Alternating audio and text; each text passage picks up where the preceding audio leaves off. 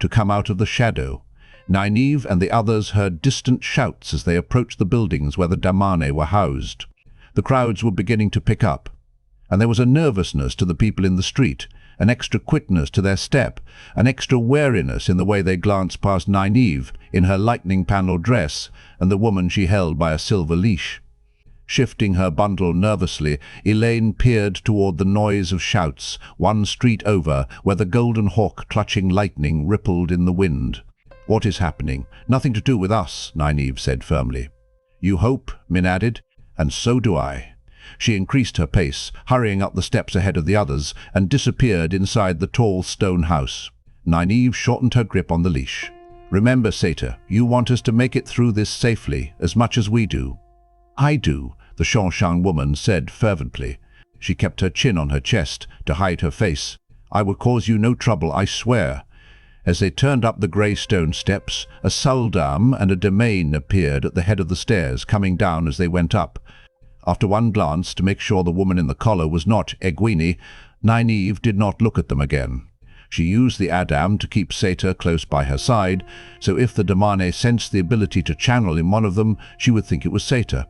She felt sweat trickling down her spine, though, until she realized they were paying her no more attention than she gave them. All they saw was a dress with lightning panels and a grey dress, the women wearing them linked by the silver length of an sul'dam. Just another leash holder with a leashed one, and a local girl hurrying along behind with a bundle belonging to the sul'dam. Nynaeve pushed open the door, and they went in. Whatever the excitement beneath Turak's banner, it did not extend here, not yet. There were only women moving about in the entry hall, all easily placed by their dress. 3 grey-dressed damane, with sul'dam wearing the bracelets. 2 women in dresses panelled with forked lightning stood talking, and 3 crossed the hall alone. 4 dressed like Min, in plain dark woolens, hurried on their way with trays. Min stood waiting down the entry hall when they went in. She glanced at them once, then started deeper into the house. Nynaeve guided Satyr down the hall after Min, with Elayne scurrying along in their wake. No one gave them a second glance, it seemed to Nynaeve, but she thought the trickle of sweat down her backbone might become a river soon. She kept Satyr moving quickly so no one would have a chance for a good look, or worse, a question.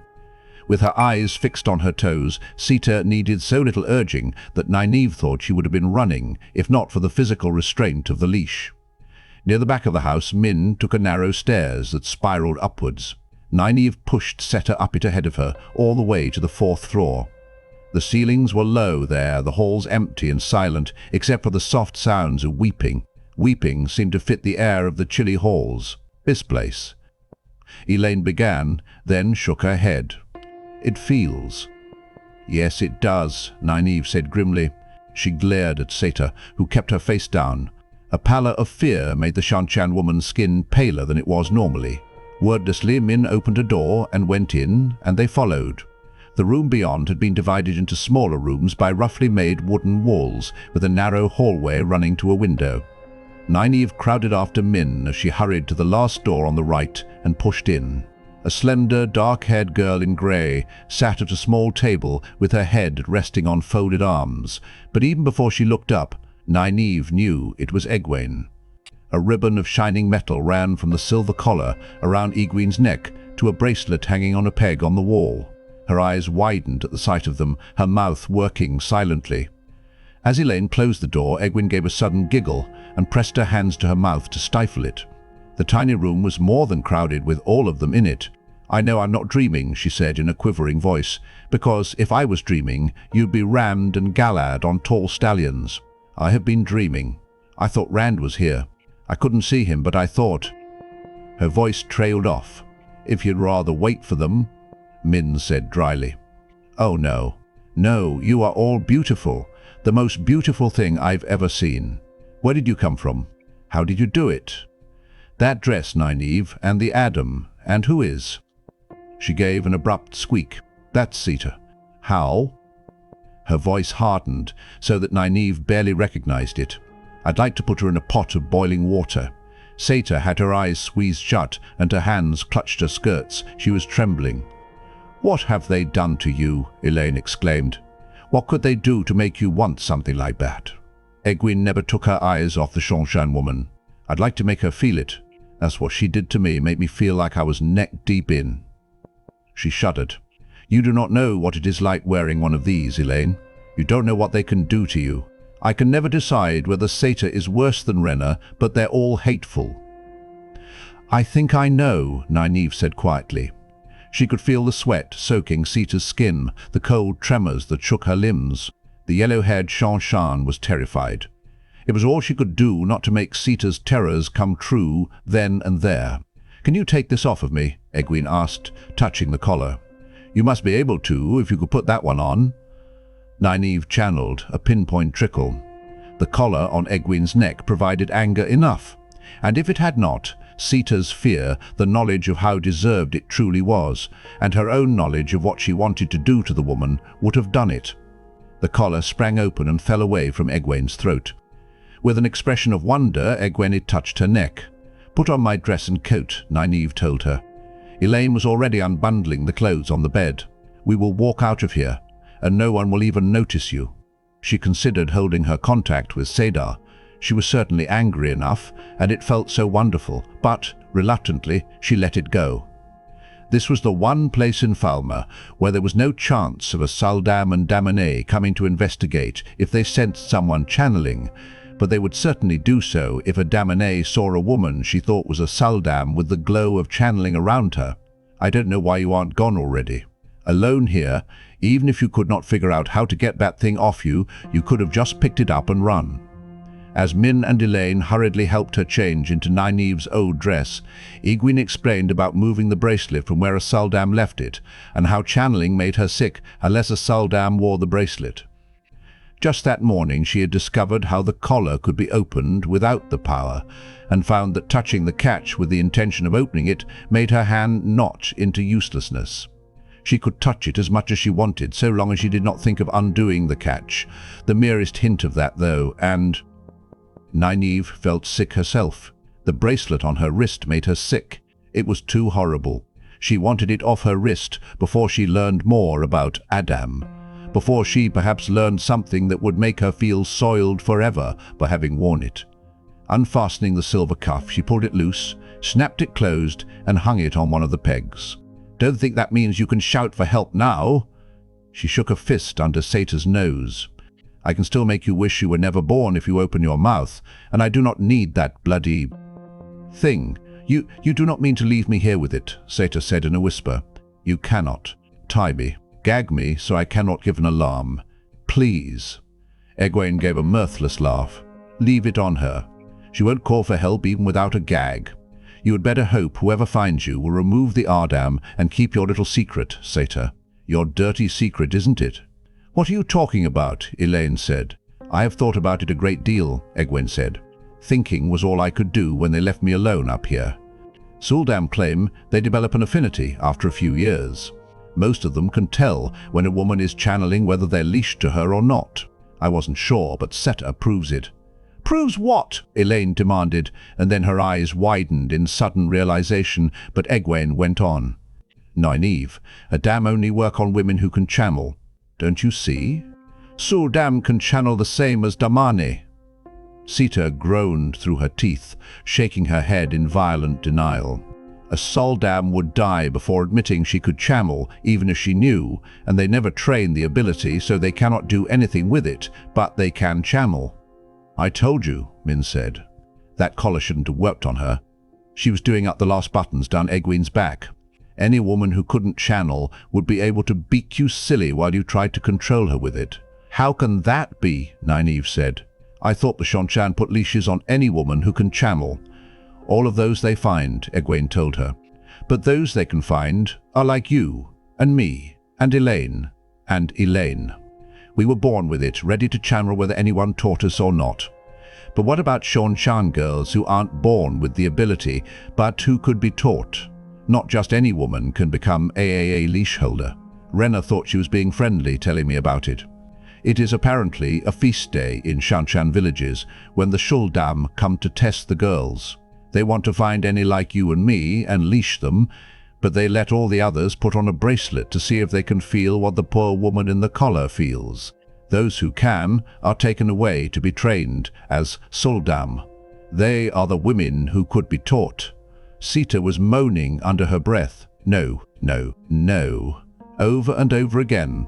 I know she is horrible, Elayne said, but I feel as if I should help her somehow. She could be one of our sisters, only the Seanchan have twisted it all. Nynaeve opened her mouth to say they had better worry about helping themselves, and the door opened. What is going on here? Rena demanded, stepping into the room. An audience? She stared at Nynaeve, hands on hips. I never gave permission for anyone else to link with my pet, Thule. I do not even know who you... Her eyes fell on Egwene. Egwene wearing Nynaeve's dress instead of damane grey. Egwene with no collar around her throat, and her eyes grew as big as saucers. She never had a chance to yell.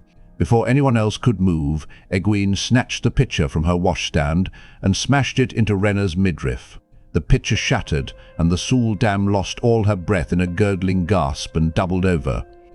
As she fell, Egwene leaped on her with a snarl, shoving her flat, grabbing for the collar she had worn, where it still lay on the floor, snapping it around the other woman's neck. With one jerk on the silver leash, Egwene pulled the bracelet from the peg and fitted it to her own wrist. Her lips were pulled back from her teeth, her eyes fixed on Rena's face with a terrible concentration. Kneeling on the sul'dam's shoulders, she pressed both hands over the woman's mouth. Rena gave a tremendous convulsion, and her eyes bulged in her face. Hoarse sounds came from her throat, screams held back by Egwene's hands. Her heels drummed on the floor. "Stop it, Egwene." Nynaeve grabbed Egwene's shoulders, pulling her off of the other woman. "Egwene, stop it. That isn't what you want." Rena lay grey-faced and panting, staring wildly at the ceiling. Suddenly Egwene threw herself against Nynaeve, sobbing raggedly at her breast. "She hurt me, Nynaeve. She hurt me. They all did. They hurt me until I did what they wanted. I hate them. I hate them for hurting me, and I hate them because I couldn't stop them from making me do what they wanted." "I know," Nynaeve said gently. She smoothed Egwene's hair. "It is all right to hate them, Egwene. It is. They deserve it. But it isn't all right to let them make you like they are." Sita's hands were pressed to her face. Rena touched the collar at her throat disbelievingly with a shaking hand. Egwene straightened, brushing her tears away quickly. "I'm not. I'm not like them." She almost clawed the bracelet off of her wrist and threw it down. "I'm not. But I wish I could kill them. They deserve it." Min was staring grimly at the two sul'dam. "Rand would kill someone who did a thing like that," Elayne said. She seemed to be steeling herself. "I'm sure he would." "Perhaps they do," Nynaeve said, "and perhaps he would. But men often mistake revenge and killing for justice. They seldom have the stomach for justice." She had often sat in judgment with the women's circle. Sometimes men came before them, thinking women might give them a better hearing than the men of the village council, but men always thought they could sway the decision with eloquence or pleas for mercy. The women's circle gave mercy where it was deserved, but justice always, and it was the wisdom who pronounced it. She picked up the bracelet Egwene had discarded and closed it.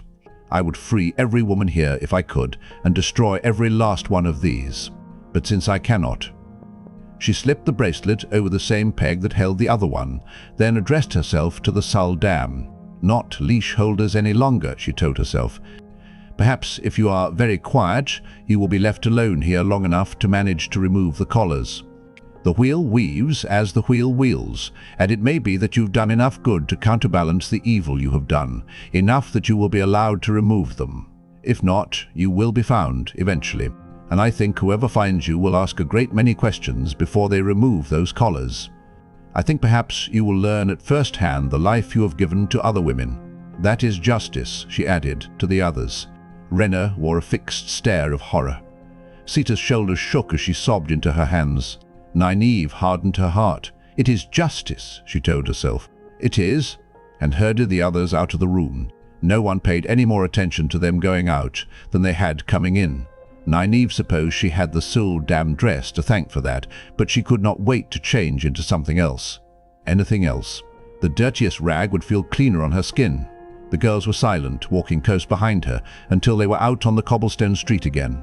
She did not know if it was what she had done, or the fear that someone might stop them. She scowled. Would they have felt better if she had let them work themselves up to cutting the women's throats? "Horses," Egwene said. "We will need horses." I know the stable where they took Bella, but I don't think we can get to her. We have to leave Bella here, Nynaeve told her. We are leaving by ship. Where is everybody? Min said, and suddenly Nynaeve realized the street was empty. The crowds were gone, not a sign of them to be seen. Every shop and window along the street was shuttered tight. But up the street from the harbour came a formation of Seanchan soldiers, 100 or more in ordered ranks, with an officer at their head in his painted armour. They were still halfway down the street from the women, but they marched with a grim, implacable step, and it seemed to Nynaeve that every eye was fixed on her. That's ridiculous. I can't see their eyes inside those helmets, and if anybody had given an alarm, it would be behind us. She stopped anyway. There are more behind us, Min murmured. Nynaeve could hear those boots now. I don't know which will reach us first. Nynaeve took a deep breath. They are nothing to do with us. She looked beyond the approaching soldiers to the harbour, filled with tall, boxy Seanchan ships. She could not make out spray. She prayed it was still there and ready. We will walk right past them. Light, I hope we can. What if they want you to join them, Nynaeve? Elayne asked. You are wearing that dress. If they start asking questions... I will not go back, Egwene said grimly. I'll die first. Let me show them what they've taught me. To Nynaeve's eye, a golden nimbus suddenly seemed to surround her. No, she said, but it was too late. With a roar like thunder, the street under the first ranks of Seanchan erupted, dirt and cobblestones and armoured men thrown aside like spray from a fountain. Still glowing, Egwene spun to stare up the street, and the thunderous roar was repeated. Dirt rained down on the women. Shouting Seanchan soldiers scattered in good order to shelter in alleys and behind stoops. In moments they were all out of sight, except for those who lay around the two large holes marring the street. Some of those stirred feebly, and moans drifted along the street. Nynaeve threw up her hands, trying to look in both directions at once. You fool. We're trying not to attract attention. There was no hope of that now. She only hoped they could manage to work their way around the soldiers to the harbour through the alleys. The damane must know, too, now. They could not have missed that. I won't go back to that collar, Egwene said fiercely. I won't. Look out, Min shouted. With a shrill whine, a fireball as big as a horse arched into the air over the rooftops and began to fall, directly toward them. Run, Nynaeve shouted, and threw herself into a dive toward the nearest alleyway between two shuttered shops. She landed awkwardly on her stomach with a grunt, losing half her breath as the fireball struck. Hot wind washed over her down the narrow passage. Gulping air, she rolled onto her back and stared back into the street. The cobblestones where they had been standing were chipped and cracked and blackened in a circle 10 paces across. Elayne was crouched just inside another alley on the other side of the street. Of Min and Egwene there was no sign. Nynaeve clapped a hand to her mouth in horror. Elayne seemed to understand what she was thinking. The daughter-heir shook her head violently and pointed down the street. They had gone that way. Nynaeve heaved a sigh of relief that immediately turned to a growl. Fool girl. We could have gotten by them. There was no time for recriminations, though. She scooted to the corner and peered cautiously around the edge of the building. A head-sized fireball flashed down the street toward her. She leaped back just before it exploded against the corner where her own head had been, showering her with stone chips. Anger had her awash in the one power before she was aware of it. Lightning flashed out of the sky, striking somewhere up the street with a crash near the origin of the fireball. Another jagged bolt split the sky, and then she was running down the alley. Behind her, lightning lanced the mouth of the alley. If Doman doesn't have that ship waiting, I'll... Light, let us all reach it safely. Bail Doman jerked erect as lightning streaked across the slate-grey sky, striking somewhere in the town. Then again, there do no be enough clouds for that. Something rumbled loudly up in the town, and a ball of fire smashed into a rooftop just above the docks, throwing splintered slates in wide arcs. The docks had emptied themselves of people a while back, except for a few Seanchan. They ran wildly now, drawing swords and shouting. A man appeared from one of the warehouses with a grom at his side, running to keep up with the beasts' long leaps as they vanished into one of the streets leading up from the water.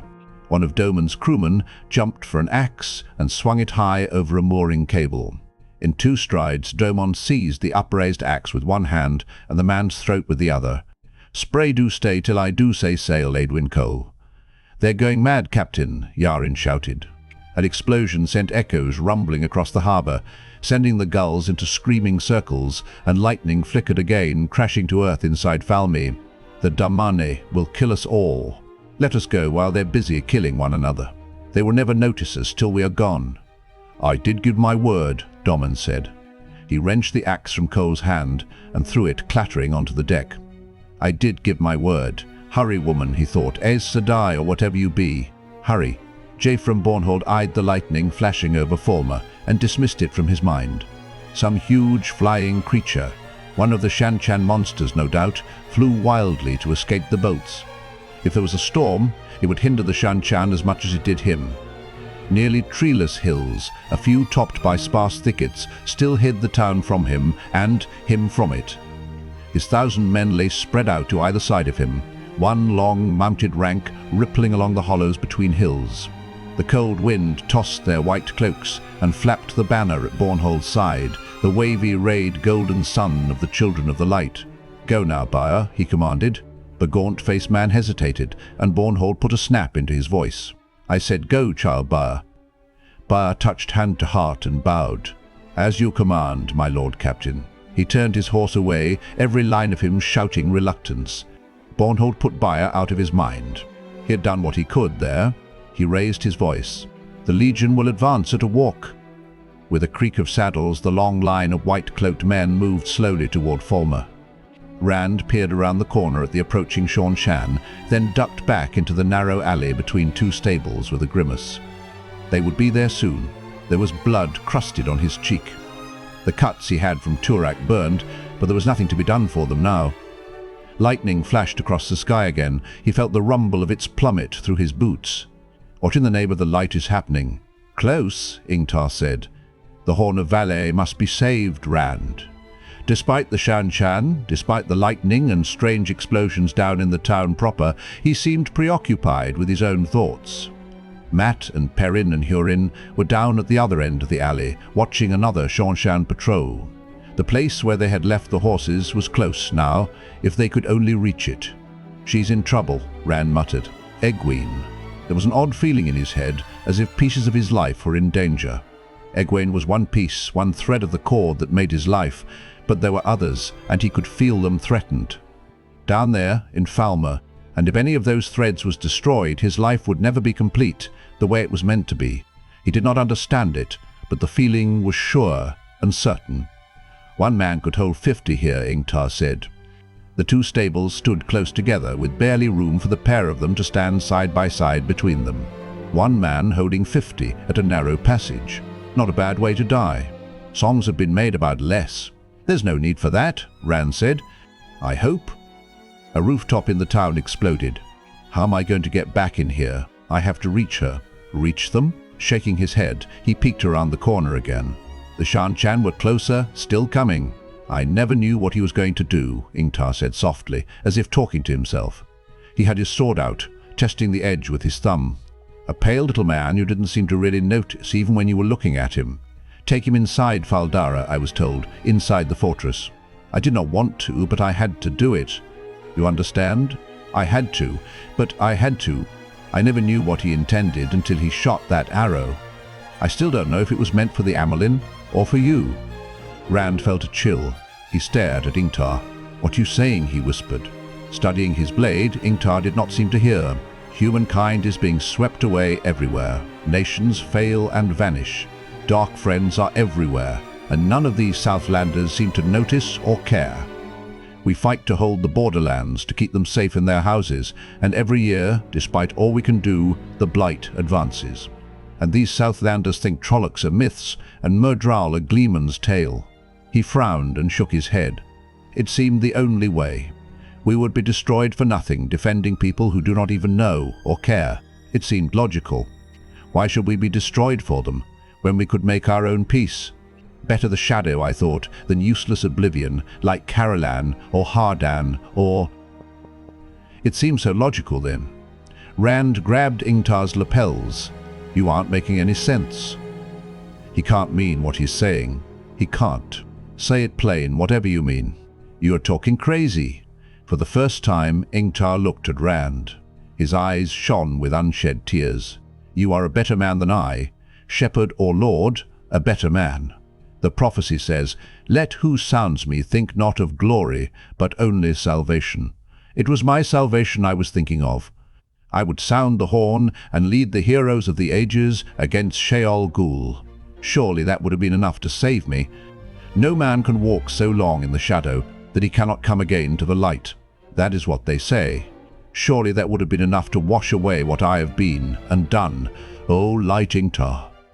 Rand released his hold on the other man and sagged back against the stable wall. I think wanting to is enough. I think all you have to do is stop being one of them." Ingtar flinched as if Rand had said it out loud. "Darkfriend. Rand, when Verin brought us here with the portal stone, I lived other lives. Sometimes I held the horn, but I never sounded it. I tried to escape what I'd become, but I never did. Always there was something else required of me, always something worse than the last, until I was. You are ready to give it up to save a friend. Think not of glory. Oh, light, help me." Rand did not know what to say. It was as if Egwene had told him she had murdered children. Too horrible to be believed. Too horrible for anyone to admit to, unless it was true. Too horrible. After a time, Ingtar spoke again, firmly. "There has to be a price, Rand. There is always a price. Perhaps I can pay it here." "Ingtar, aye.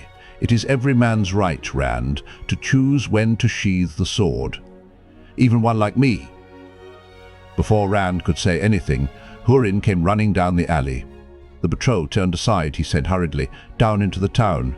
They seem to be gathering down there." Mat and Perrin went on. He took a quick look down the street and pulled back.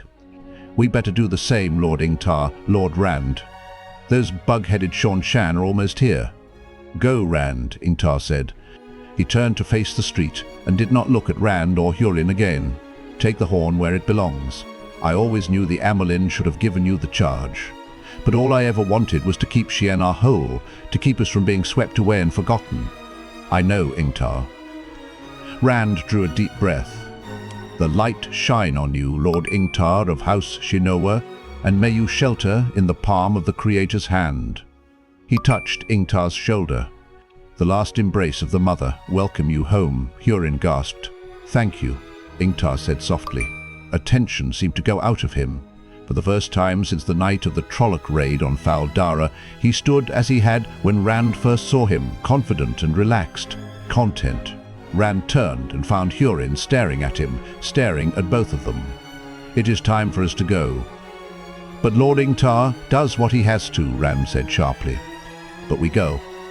Hurin nodded, and Rand trotted after him. Rand could hear the steady tread of the Seanchan's boots now. He did not look back. The grave is no bar to my call. Mat and Perrin were mounted by the time Rand and Hurin reached them. Far behind him, Rand heard Ingtar's voice rise. The light and Shinoa. The clash of steel joined the roar of other voices. "Where's Ingtar?" Mat shouted. "What's going on?"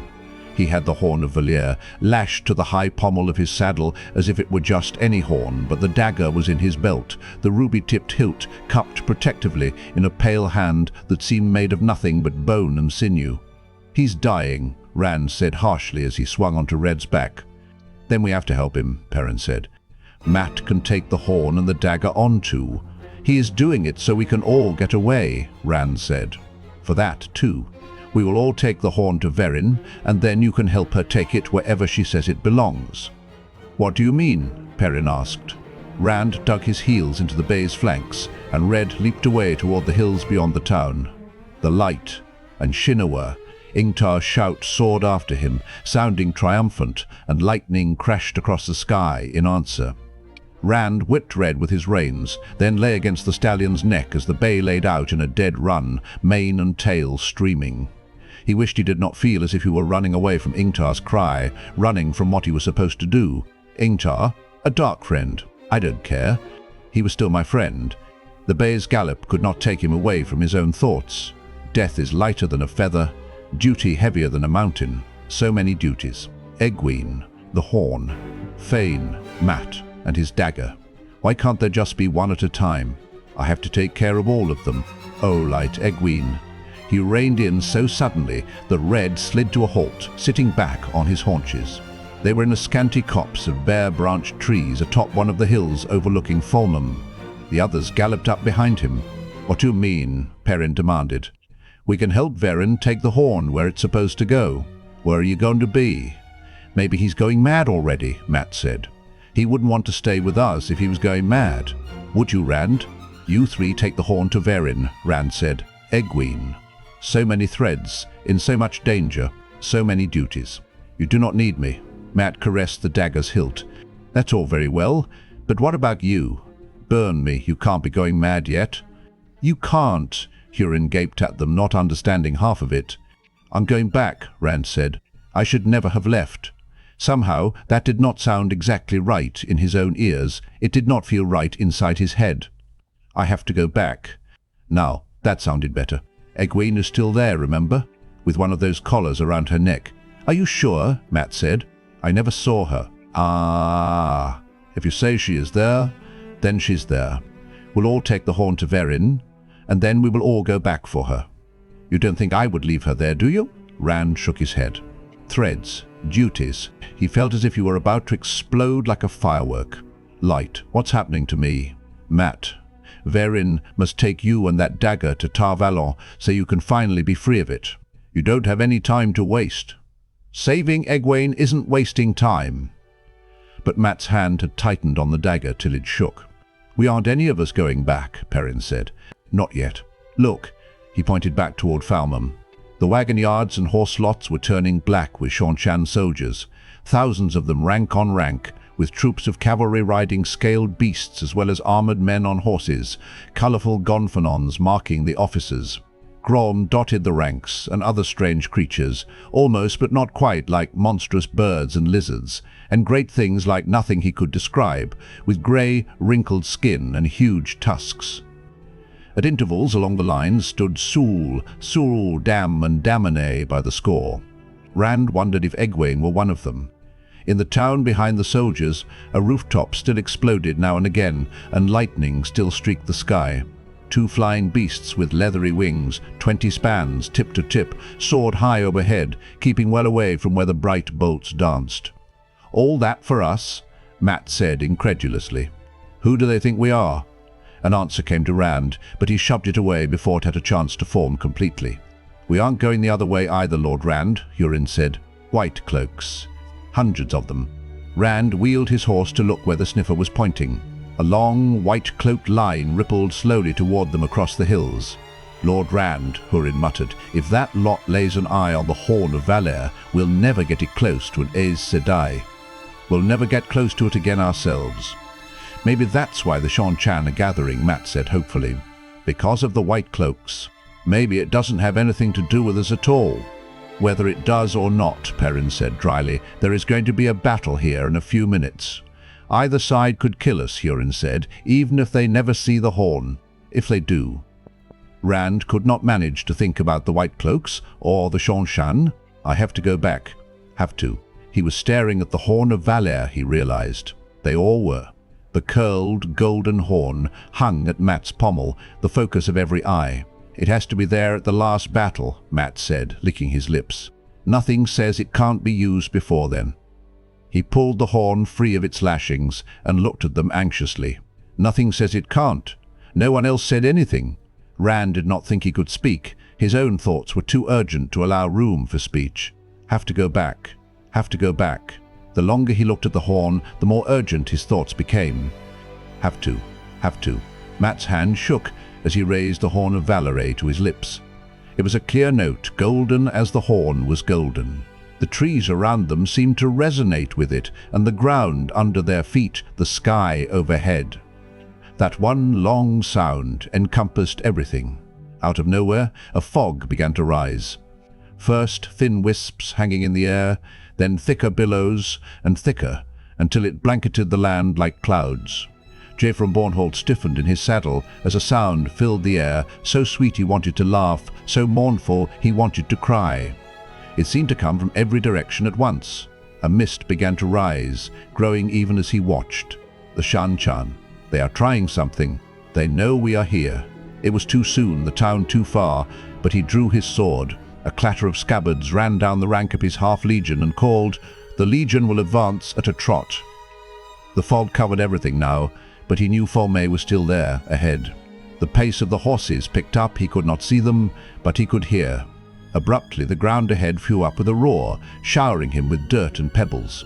From the white blindness to his right, he heard another roar, and men and horses screamed, then from his left, and again. Thunder and screams hidden by the fog. "The legion will charge!" His horse leaped forward as he dug in his heels, and he heard the roar as the legion, as much of it as still lived, followed. Thunder and screams wrapped in whiteness. His last thought was regret. Baer would not be able to tell his son Dane how he had died. Rand could not see the trees around them any longer. Mat had lowered the horn, eyes wide with awe, but the sound of it still rang in Rand's ears. The fog hid everything in rolling waves, as white as the finest bleached wool, yet Rand could see. He could see, but it was mad. Falme floated somewhere beneath him, its landward border black with the Seanchan ranks, lightning ripping its streets. Falme hung over his head. There, white cloaks charged and died as the earth opened in fire beneath their horses' hooves. There, men ran about the decks of tall, square ships in the harbour, and on one ship, a familiar ship, fearful men waited. He could even recognize the face of the captain, Baal Domon. He clutched his head with both hands. The trees were hidden, but he could still see each of the others clearly. Hurin anxious, Mat muttering fearful, Perrin looking as if he knew this was meant to be. The fog roiled up all around them. Hurin gasped, "Lord Rand!" There was no need for him to point. Down the billowing fog, as if it were the side of a mountain, rode shapes on horses. At first the dense mists hid more than that, but slowly they came closer, and it was Rand's turn to gasp. He knew them. Men, not all in armor, and women. Their clothes and their weapons came from every age, but he knew them all. Rogosh Eagle-Eye, a fatherly-looking man with white hair and eyes so sharp as to make his name merely a hint. Gaidal Kane, a swarthy man with the hilts of his two swords sticking above his broad shoulders. Golden-haired Birgitte, with her gleaming silver bow and quiver bristling with silver arrows. More. He knew their faces, knew their names. But he heard 100 names when he looked at each face, some so different he did not recognize them as names at all, though he knew they were. Michael instead of Mikkel, Patrick instead of Pedrig, Oscar instead of Otarin. He knew the man who rode at their head too, tall and hook-nosed with dark, deep-set eyes, his great sword Justice at his side. Arthur Hawkwing. Mat gaped at them as they reined in before him and the others. Is this all of you?" They were little more than 100, Rand saw, and realized that somehow he had known that they would be. Hurin's mouth hung open, his eyes bulged almost out of his head. It takes more than bravery to bind a man to the horn. Arthur Hawkwing's voice was deep and carrying, a voice used to giving commands. "Or a woman," Birgitte said sharply. "Or a woman," Hawkwing agreed. "Only a few are bound to the wheel, spun out again and again to work the will of the wheel in the pattern of the ages. You could tell him, loose therein, could you but remember when you wore flesh." He was looking at Rand. Rand shook his head, but he would not waste time with denials. Invaders have come, men who call themselves Seanchan, who use chained Aes Sedai in battle. They must be driven back into the sea. And there is a girl, Egwene or Ver, a novice from the White Tower. The Seanchan have her prisoner. You must help me free her." To his surprise, several of the small host behind Arthur Hawkwing chuckled, and Birgitte, testing her bowstring, laughed. "You always choose women who cause you trouble, Luz Therin." It had a fond sound, as between old friends. "My name is Rand Althor," he snapped. "You have to hurry. There isn't much time." "Time," Birgitte said, smiling. "We have all of time." Gaidal Kane dropped his reins and, guiding his horse with his knees, drew a sword in either hand. All along the small band of heroes there was an unsheathing of swords, an unlimbering of bows, a hefting of spears and axes. Justice shone like a mirror in Arthur Hawkwing's gauntleted fist. "I have fought by your side times beyond number, Luz Therin, and faced you as many more. The wheel spins us out for its purposes, not ours, to serve the pattern. I know you, if you do not know yourself. We will drive these invaders out for you." His warhorse pranced, and he looked around, frowning. Something is wrong here. Something holds me. Suddenly he turned his sharp-eyed gaze on Rand. "You are here. Have you the banner?" A murmur ran through those behind him. "Yes." Rand tore open the straps of his saddlebags and pulled out the dragon's banner. It filled his hands and hung almost to his stallion's knees. The murmur among the heroes rose. "The pattern weaves itself around our necks like halters," Artur Hawkwing said. "You are here. The banner is here. The weave of this moment is set. We have come to the Horn, but we must follow the banner. And the dragon." Hurin made a faint sound, as if his throat had seized. "Burn me," Mat breathed. "It's true. Burn me." Perrin hesitated only an instant before swinging down off his horse and striding into the mist. There came a chopping sound, and when he returned, he carried a straight length of sapling shorn of its branches. "Give it to me, Rand," he said gravely, "if they need it." "Give it to me." Hastily, Rand helped him tie the banner to the pole.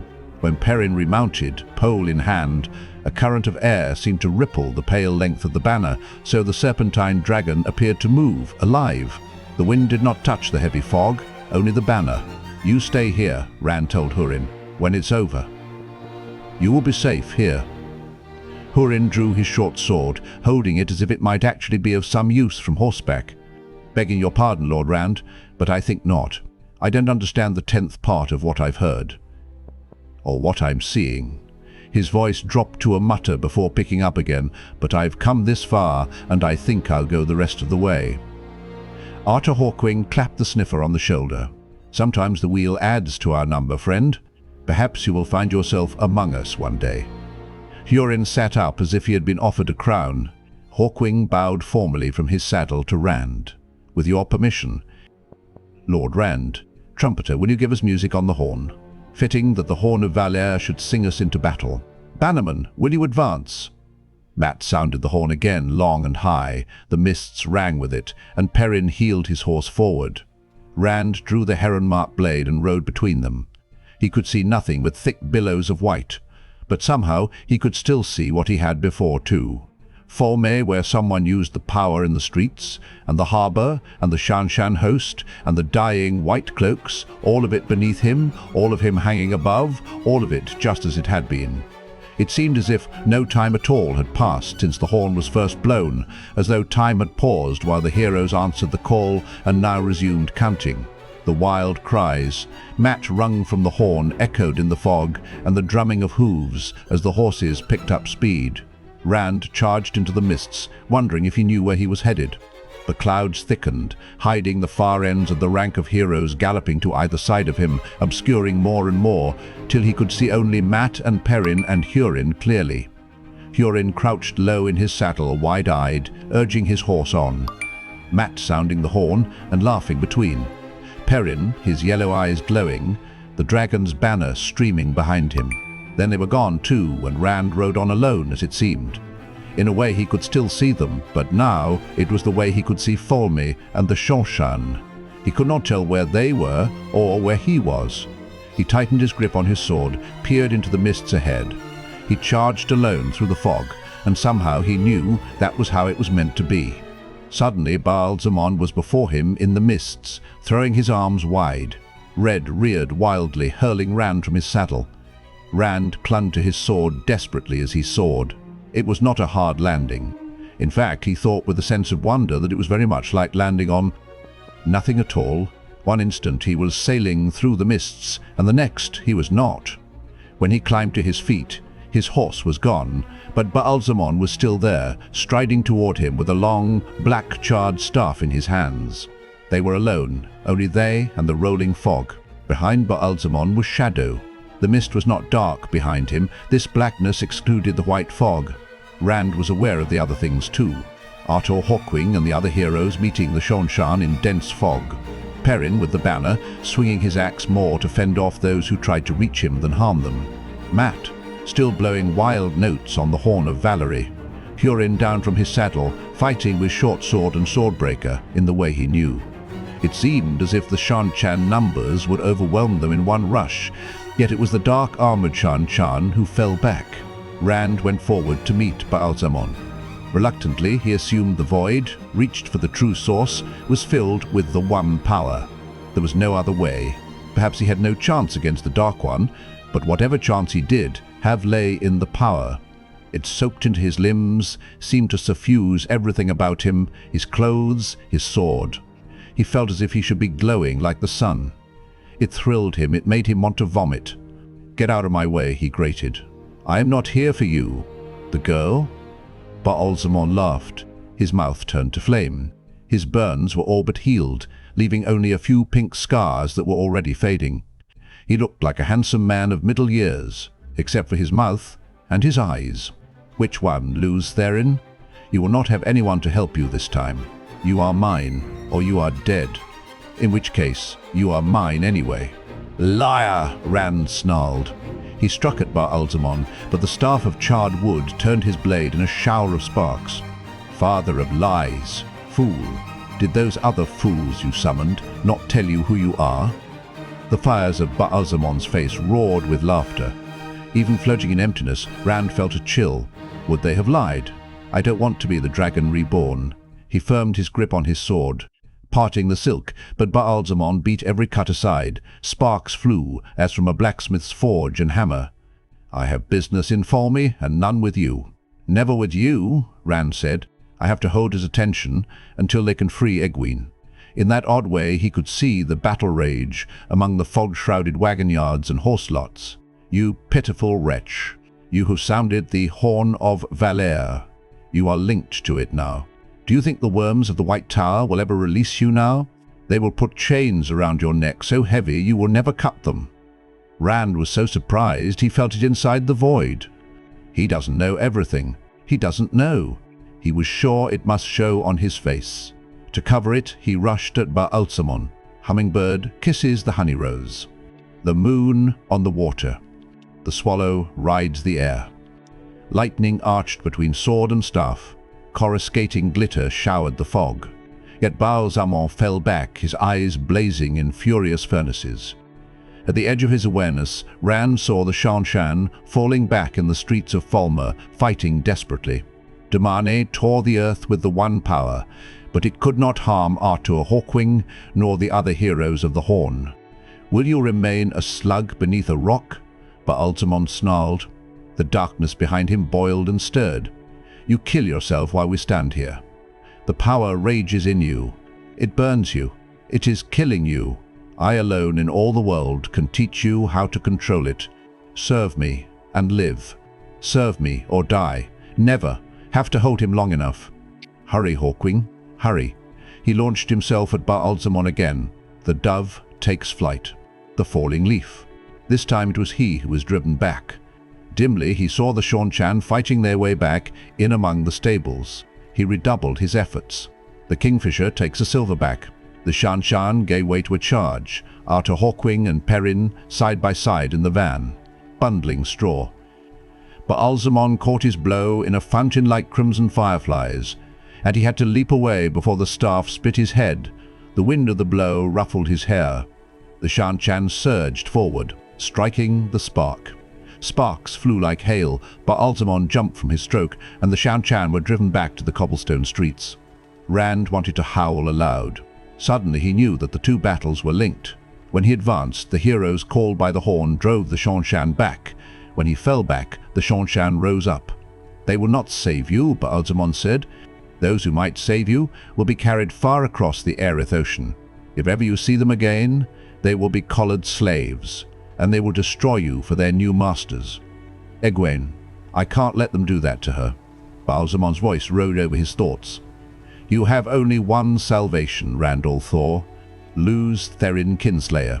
I am your only salvation. Serve me, and I will give you the world. Resist, and I will destroy you as I have so often before. But this time I will destroy you to your very soul, destroy you utterly and forever. I have won again, Lews Therin." The thought was beyond the void, yet it took an effort to ignore it, not to think of all the lives where he had heard it. He shifted his sword, and Ba'alzamon readied his staff. For the first time, Rand realized that Ba'alzamon acted as if the heron-mark blade could harm him. Steel can't hurt the Dark One. But Baalzamon watched the sword warily. Rand was one with the sword. He could feel every particle of it, tiny bits, 1,000 times too small to be seen with the eye.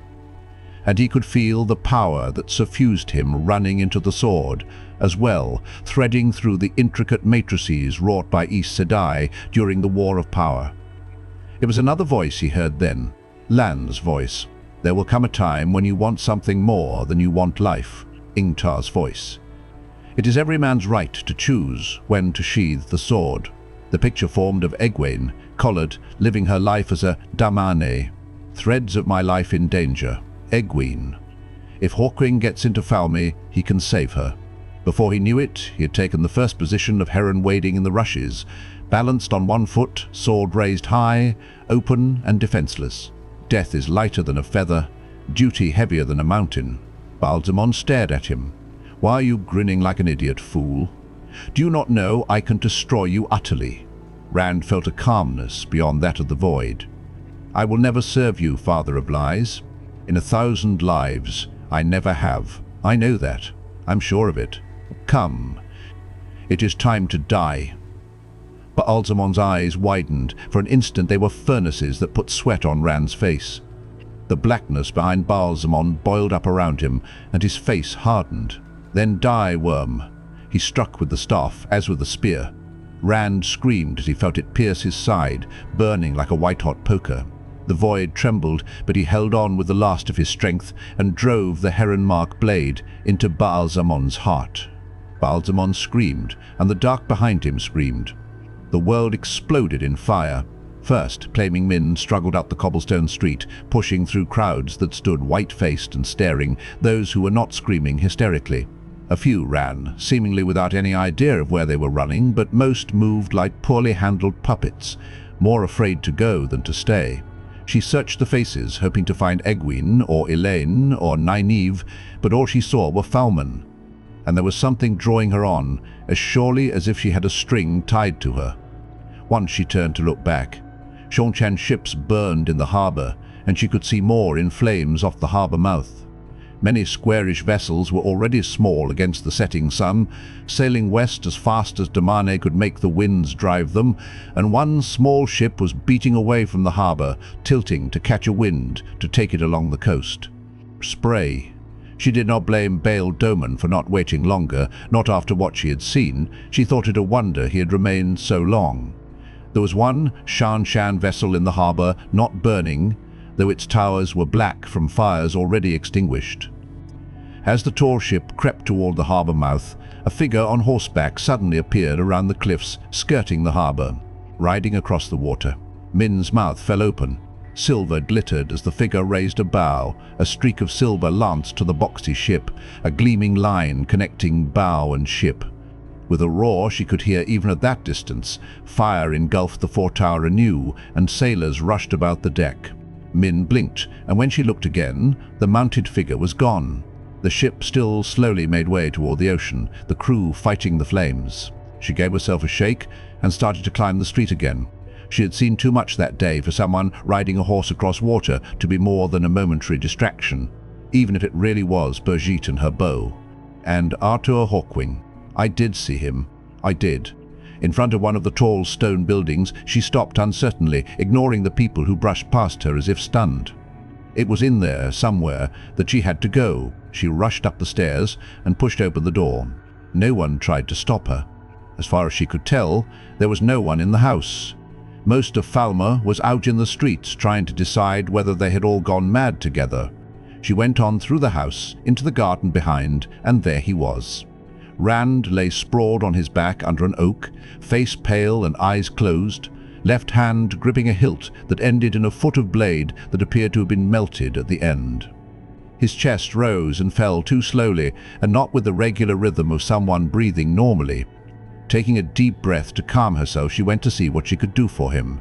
First was to get rid of that stub of a blade. He could hurt himself, or her, if he started thrashing.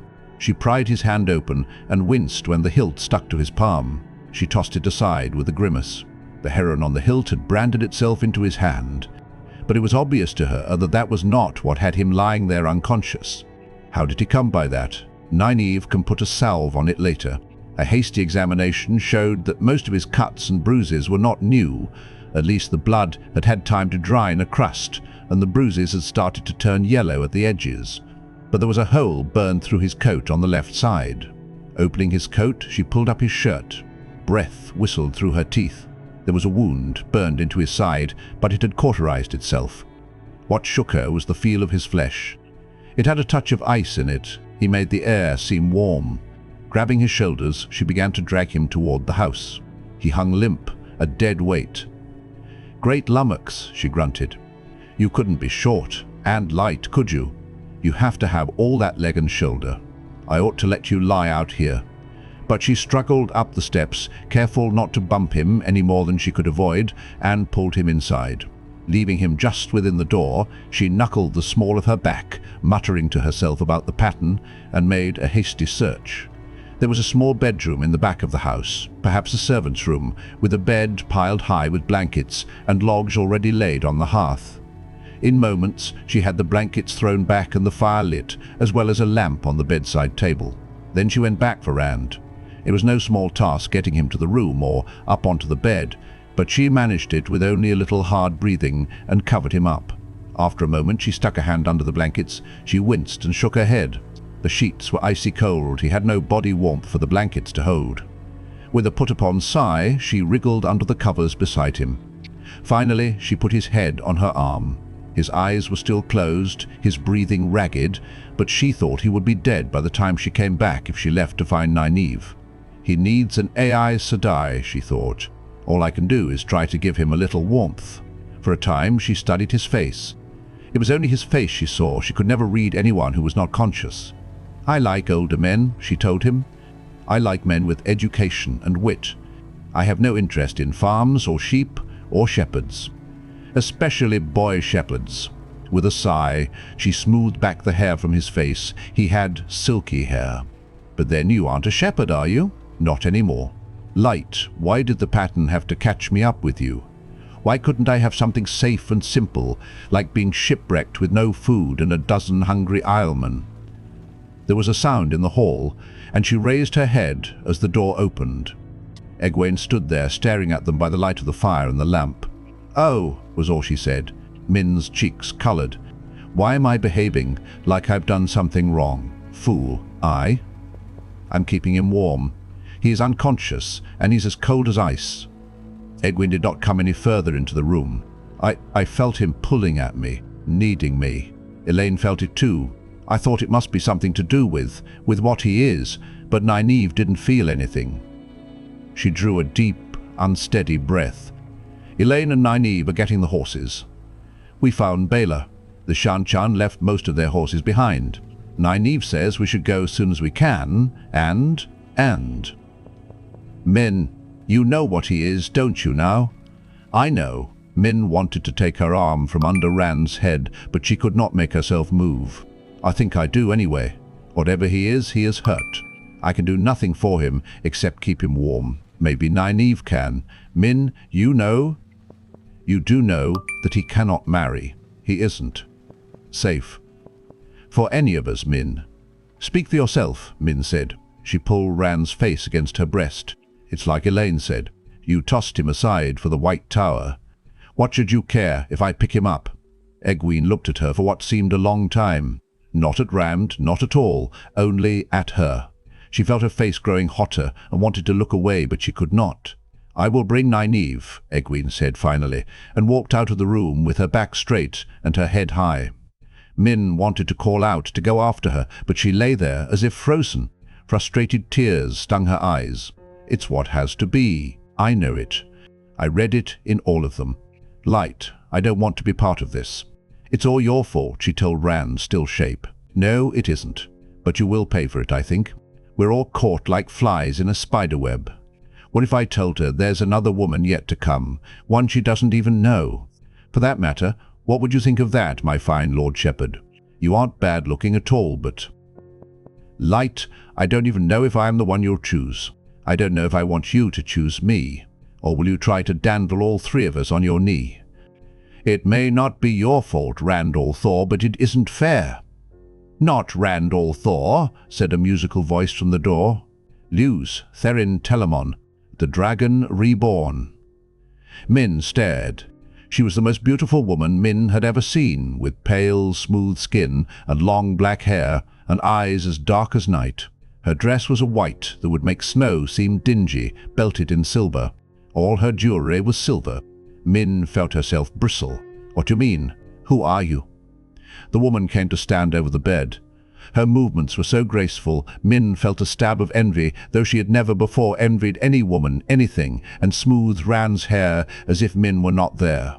"He doesn't believe yet, I think. He knows, but he does not believe. I've guided his steps, pushed him, pulled him, enticed him.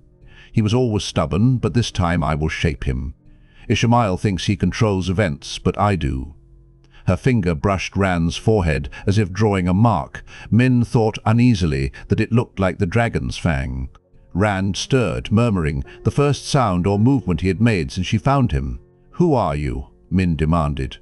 The woman looked at her, only looked, but she found herself shrinking back into the pillows, clutching Rand to her fiercely. "I'm called Lanfear, girl." Min's mouth was abruptly so dry she could not have spoken if her life depended on it. "One of the Forsaken." No, light no. All she could do was shake her head. The denial made Lanfear smile. "Luz Therin was and is mine, girl.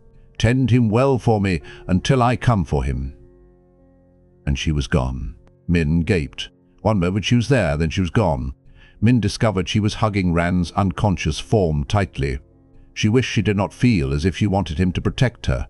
Gaunt face set with grim purpose, Baia galloped with the sinking sun behind him and never looked back. He had seen all he needed to, all he could, with that accursed fog. The Legion was dead, Lord Captain Geoffrey Bornhold was dead, and there was only one explanation for that: Darkfriends had betrayed them, Darkfriends like that Perrin of the Two Rivers. That word he had to carry to Dane Bornhold, the Lord Captain's son, with the Children of the Light watching Tar Valon. But he had worse to tell, and to none less than Padron Nile himself. He had to tell what he had seen in the sky above Falme. He flogged his horse with his reins and never looked back.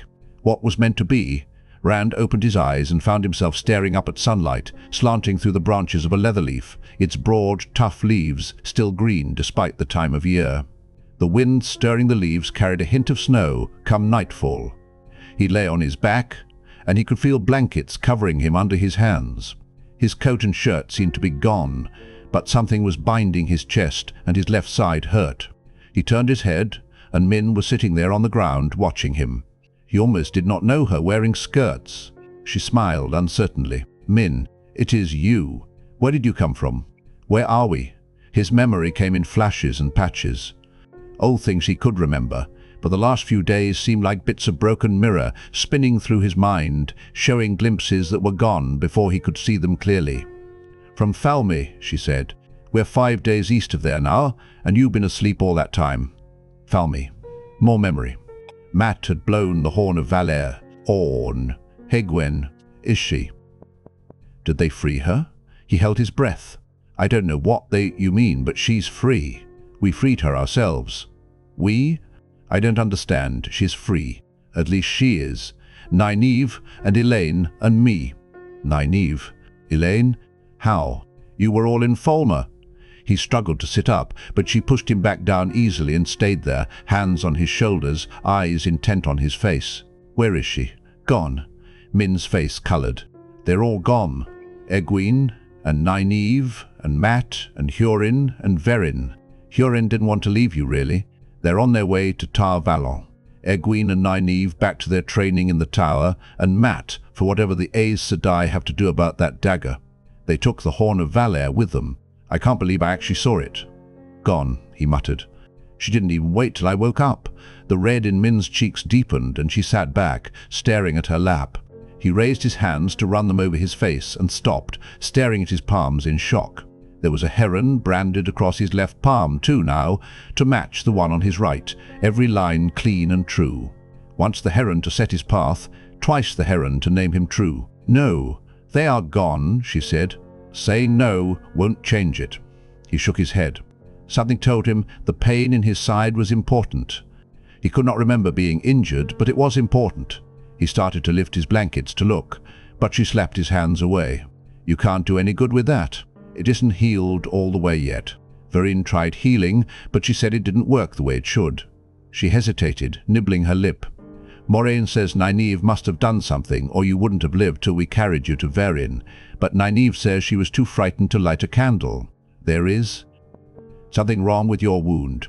You have to wait for it to heal naturally. She seemed troubled. Moraine is here? He barked a bitter laugh. When you said Vereen was gone, I thought I was free of Aes Sedai again. I am here, Moraine said. She appeared, all in blue and as serene as if she stood in the White Tower, strolling up to stand over him. Min was frowning at the Aes Sedai. Rand had the odd feeling that she meant to protect him from Moiraine. I wish you weren't here, he told the Aes Sedai. As far as I am concerned, you can go back to wherever you've been hiding and stay there. I have not been hiding, Moraine said calmly. I've been doing what I could here on Tommen Head and in Falme. It was little enough, though I learnt much. I failed to rescue 2 of my sisters before the Seanchan herded them onto the ships with the leashed ones, but I did what I could. What you could. You sent Vereen to shepherd me, but I'm no sheep, Moraine. You said I could go where I wanted, and I mean to go where you are not. I did not send Vereen. Moraine frowned. She did that on her own. You are of interest to a great many people, Rand. Did Fane find you, or you him? The sudden change of topic took him by surprise. Fane? No. A fine hero I make. I tried to rescue Egwene, and Min did it before me. Fane said he would hurt Emond's Field if I didn't face him, and I never laid eyes on him. Did he go with the Seanchan too? Moraine shook her head. I do not know. I wish I did. But it is as well you did not find him, not until you know what he is, at least. He's a Darkfriend, more than that, worse than that. Padan Fane was the Dark One's creature to the depths of his soul, but I believe that in Shadar Logoth he fell afoul of Mordeath, who was as vile in fighting the Shadow as ever the Shadow itself was. Mordeath tried to consume Fane's soul to have a human body again, but found a soul that had been touched directly by the Dark One, and what resulted? What resulted was neither Padan Fane nor Mordeath, but something far more evil, a blend of the two. Fane, let us call him that, is more dangerous than you can believe. You might not have survived such a meeting, and if you had, you might have been worse than turned to the Shadow. If he is alive, if he did not go with the Seanchan, I have to. He cut off as she produced his heron-marked sword from under her cloak. The blade ended abruptly a foot from the hilt, as if it had been melted. Memory came crashing back. I killed him, he said softly. This time I killed him. Moraine put the ruined sword aside like the useless thing it now was, and wiped her hands together. The Dark One is not slain so easily. The mere fact that he appeared in the sky above Falme is more than merely troubling.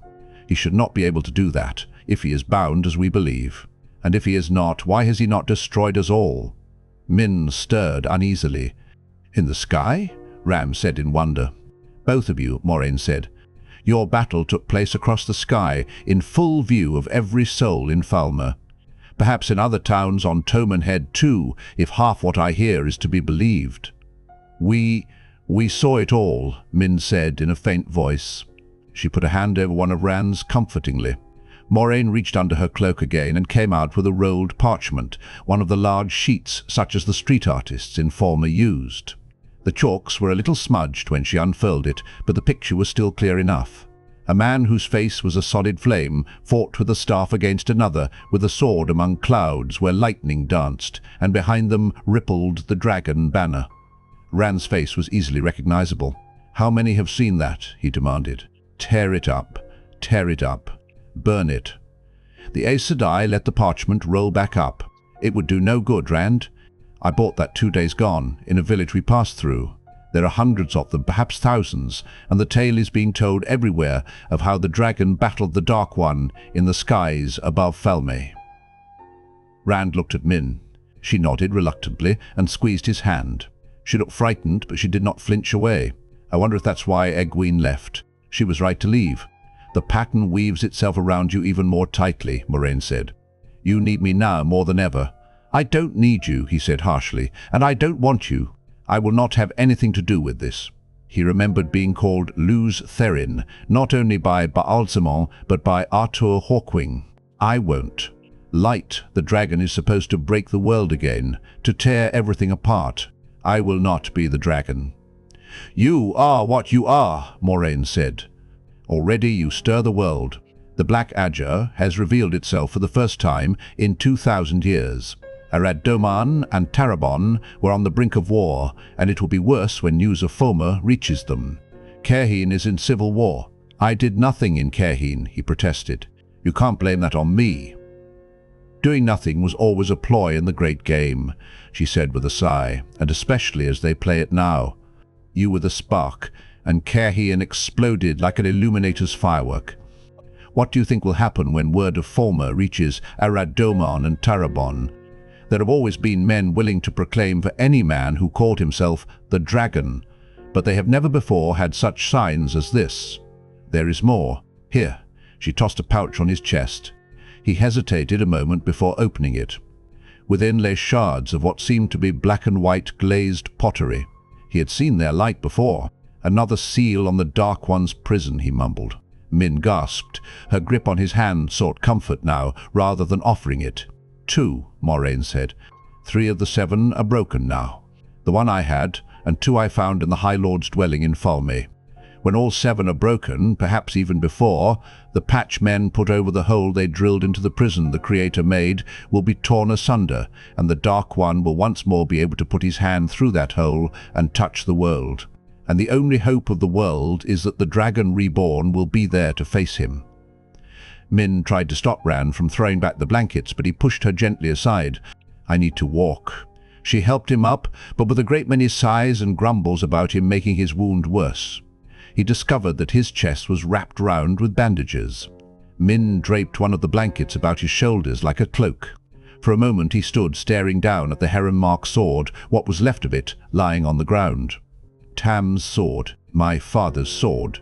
Reluctantly, more reluctantly than he had ever done anything in his life, he let go of the hope that he would discover Tam really was his father. It felt as if he were tearing his heart out. But it did not change the way he felt about Tam, and Emond's Field was the only home he had ever known. Fane is the important thing. I have one duty left, stopping him. The 2 women had to support him, one on either arm, down to where the campfires were already burning, not far from a road of hard-packed dirt. Loyal was there, reading a book, To Sail Beyond the Sunset, and Perrin, staring into one of the fires. The Shienarans were making preparations for their evening meal. Lan sat under a tree, sharpening his belt knife. The warder gave Rand a careful look, then a nod. There was something else, too. The dragon banner rippled on the wind over the middle of the camp. Somewhere they had found a proper staff to replace Perrin's sapling. Rand demanded, "What is that doing out where anybody who passes by can see it?" "It is too late to hide, Rand," Moraine said. "It was always too late for you to hide. You don't have to put up a sign saying, 'Here I am,' either. I'll never find Fane if somebody kills me because of that banner." He turned to Loyal and Perrin. "I'm glad you stayed. I would have understood if you hadn't." "Why would I not stay?" Loyal said. "You are even more Tarvaren than I believed, true, but you are still my friend. I hope you are still my friend." His ears twitched uncertainly. "I am," Rand said, "for as long as it's safe for you to be around me, and even after, too." The Ogier's grin nearly split his face in 2. "I'm staying as well," Perrin said. There was a note of resignation or acceptance in his voice. "The wheel weaves us tight in the pattern, Rand. Who would have thought it, back in Emond's Field? The Shienarans were gathering around. To Rand's surprise, they all fell to their knees. Every one of them watched him. "We would pledge ourselves to you," Uno said. The others kneeling with him nodded. "Your oaths are to Ingtar and Lord Agelmar," Rand protested. "Ingtar died well, Uno. He died so the rest of us could escape with the horn." There was no need to tell them or anyone else the rest. He hoped that Ingtar had found the light again. "Tell Lord Agelmar that when you return to Fal Dara." "It is said," the one-eyed man said carefully, "that when the dragon is reborn he will break all oaths, shatter all ties. Nothing holds us now. We would give our oaths to you." He drew his sword and laid it before him, hilt toward Rand, and the rest of the Shienarans did the same. You battled the Dark One, Masema said. Masema, who hated him. Masema, who looked at him as if seeing a vision of the light. I saw you, Lord Dragon. I saw. I am your man, to the death. His dark eyes shone with fervor. You must choose, Rand, Moraine said. The world will be broken whether you break it or not. Tarmon Gaidon will come, and that alone will tear the world apart. Will you still try to hide from what you are and leave the world to face the last battle undefended? Choose. They were all watching him, all waiting. Death is lighter than a feather, duty heavier than a mountain. He made his decision. By ship and horse the stories spread, by merchant wagon and man on foot, told and retold, changing yet always alike at the heart, to Arad Doman and Tarabon and beyond, of signs and portents in the sky above Falme. And men proclaimed themselves for the dragon, and other men struck them down and were struck down in turn. Other tales spread of a column that rode from the sinking sun across Ormouth Plain. 100 bordermen, it was said. No, 1,000. No, 1,000 heroes come back from the grave to answer the call of the Horn of Valere. 10,000. They had destroyed a legion of the Children of the Light in Tyre. They had thrown Arthur Hawkwing's returned armies back into the sea. They were Arthur Hawkwing's armies returned. Toward the mountains they rode, toward the dawn. Yet one thing every tale had the same. At their head rode a man whose face had been seen in the sky above Falme, and they rode under the banner of the dragon Reborn. And men cried out to the Creator, saying, O light of the heavens, light of the world, let the promised one be born of the mountain, according to the prophecies, as he was in ages past, and will be in ages to come. Let the Prince of the Morning sing to the land, the green things will grow, and the valleys give forth lambs. Let the arm of the Lord of the Dawn shelter us from the dark, and the great sword of justice defend us. Let the dragon ride again on the winds of time. From Cheryl Driana to Calamon, the cycle of the dragon, author unknown, the fourth age.